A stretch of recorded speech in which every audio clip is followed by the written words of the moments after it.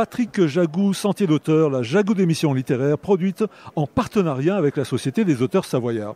Aujourd'hui, j'ai le plaisir d'accueillir Lucienne Zinan. Lucienne Zinan, où êtes-vous née? Êtes-vous savoyarde? Même plus, je suis maurianaise. C'est dire, hein. Je viens d'un pays différent. Un petit village accroché à la pente, si haut perché que les hommes là-haut devaient toujours marcher courbés pour ne pas cogner la tête aux étoiles.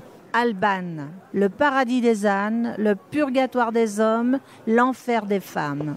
Lucienne Zinan, vous écrivez. À part écrire, que faites-vous dans la vie? Je suis accompagnatrice en montagne. Donc mon métier, c'est tout simplement de marcher dans les montagnes du monde, ici, ailleurs, au Népal, au Maroc. Voilà, j'ai visité un peu tous ces pays, les Andes, le Yémen même, quand il était temps. Mais très vite, les choses peuvent passer, donc on va où nous mène le vent, où le temps est paisible, voilà. Lucienne Zinan, dans quelles circonstances avez-vous commencé à écrire?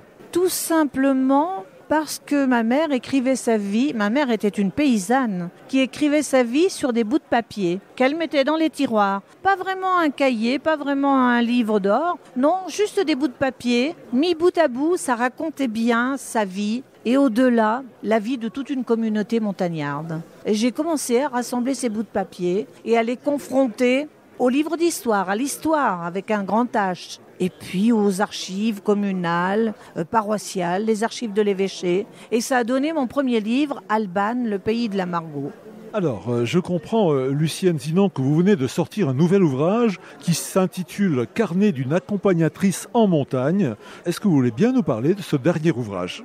Voilà, ce livre, c'est un parcours, c'est un itinéraire. Depuis mon paradis des ânes, depuis l'enfer des femmes, je dis... Partant un soir de mai de l'enfer des femmes, j'ai fait tout ce chemin pour en arriver là. Pour arriver à ce métier d'accompagnatrice en montagne qui me permet d'aller rencontrer d'autres montagnards, je vous l'ai dit, au bout du monde, au Népal, au Maroc.